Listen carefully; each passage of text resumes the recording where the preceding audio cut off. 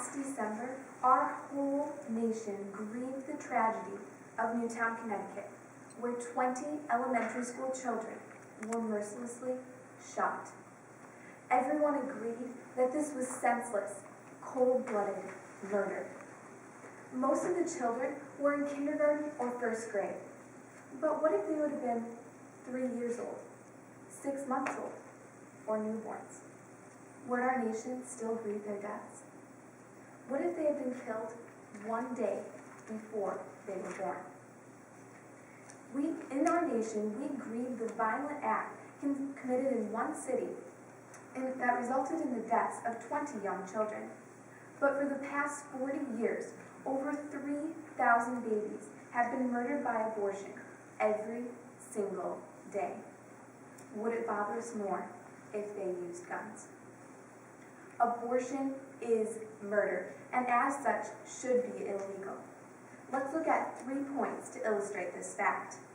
First, let's look at the differences between a newborn and one that hasn't been born yet. What are the differences between what is right versus what is illegal, and the legalization of abortion in the United States? First of all, the differences between a child in the womb and one that has been born. If you are participating in the war against the unborn, let me ask you a few questions.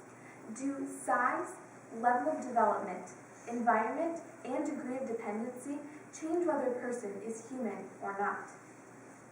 Does a person who is 6'2" have more rights than a person who is 4'10"?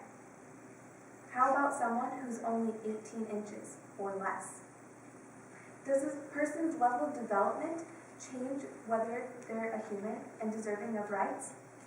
Do those of us who have a higher GPA have rights to exploit those who don't? What about environment? Does where you are determine who you are? Were you any less human in your car than you are sitting here in this room? How about traveling the 8 inches down the birth canal? Finally, let's look at the degree of dependency. Are people who depend on dialysis or need an inhaler for asthma any less human than those who don't? But some people say that size, level of development, environment, and degree of dependency don't really matter because abortion is a legal procedure. But what is right and what is legal are not always the same thing.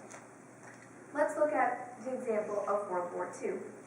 In World War II, Hitler declared the Jews anti-human and therefore had the legal right to exterminate them. This was legal, but it was far from right. But we have done this exact same thing in America today. We have declared the baby in the womb nothing more than an unevolved mass of tissue, and therefore can exterminate it. Is this legal? Yes, but it is far from right. In Exodus chapter 20, God lays out the 10 commandments. The 6th one is this: you shall not murder. This is not situational ethics. Many try to change when life begins, or say that it begins incrementally to rationalize the murder of unborn children. But life begins in a moment, the moment of conception. In the Declaration of Independence, it states that every individual has the right to life, liberty, and the pursuit of happiness.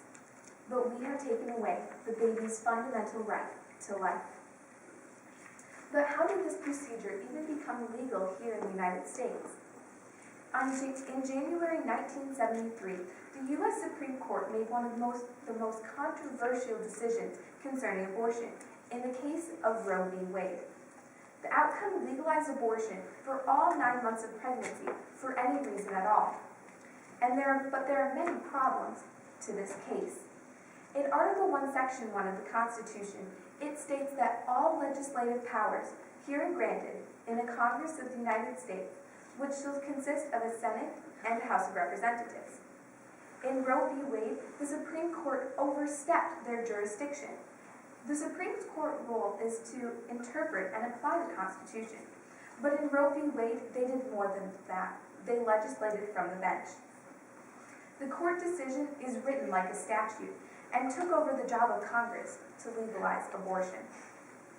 If this isn't enough, Norma McCorvey, better known by the pseudonym Jane Roe, has now reversed her opinion and is adamantly against abortion. A more startling fact is this. In the Revolutionary War, 4,400 Americans died. In the Civil War, both sides, 500,000 deaths. World War I, 115,000 deaths.